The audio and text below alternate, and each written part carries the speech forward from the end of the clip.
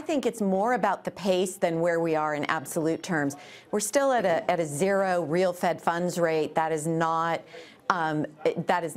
difficult to get over for asset prices. But I do think we got an encouraging tone from Powell when he said we're gonna think about how much we're gonna raise and when we're gonna raise. And so I do think that maybe we're at 2 next year, and that pace is much better for equities than the 3 to 4 that the dot plot would indicate. Matt, what do you think? Are interest rates starting to crowd out the stock market at this point, at these levels? Well, Bill, I certainly think confusion right now would be the reason we see some of the sell-off. Most of the headlines we've seen have been quite negative, and that's why the market has been acting the way it has. You know, you put your head in the sand for a little while, market will be up another 200 points. But because we're in the late innings of business cycle, doesn't mean we can't get a rally to the end of the year. And maybe if we get some clarity out of the Fed, where we talk about maybe only 2 rate hikes next year, as was mentioned, maybe this market does have some legs.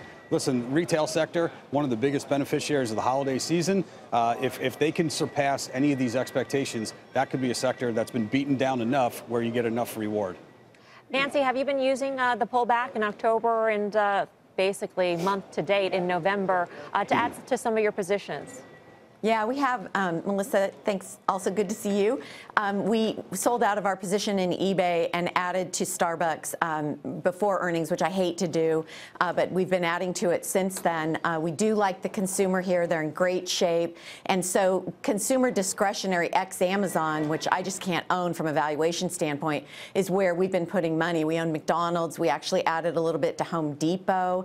And we've been adding to things like Broadcom in the tech space. We're already overweight Cisco and Oracle and Apple, and Microsoft. So we haven't been adding there. A little bit to healthcare. So we're overweight in healthcare. We're underweight in. We sold some of our energy holdings. We're underweight there now, and we're underweight financials. What about the banks? Well, you just said underweight financials, but now we know that roughly half of Warren Buffett's portfolio is in banks right now. I know he's a long-term investor, but what about you, Nancy?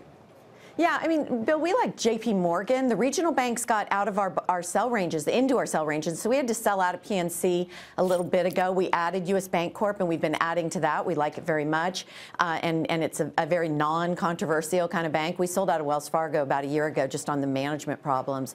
Well, it was more like 2 years ago now. And then we own Berkshire, and we own T. Rowe, and we've taken a nibble at BlackRock at some of these levels and initiated in Goldman.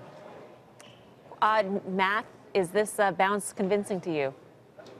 It certainly is. I think we saw the sell-offs. You know, we actually got higher lows throughout the day here. So we started out really negative. Most of these news headlines that we've gotten we've traded on the buy side to them. So that's encouraging to me that we're not seeing that prolific sell side or sell program going on in every headline. So I'm definitely more encouraged today than I was yesterday on these headlines.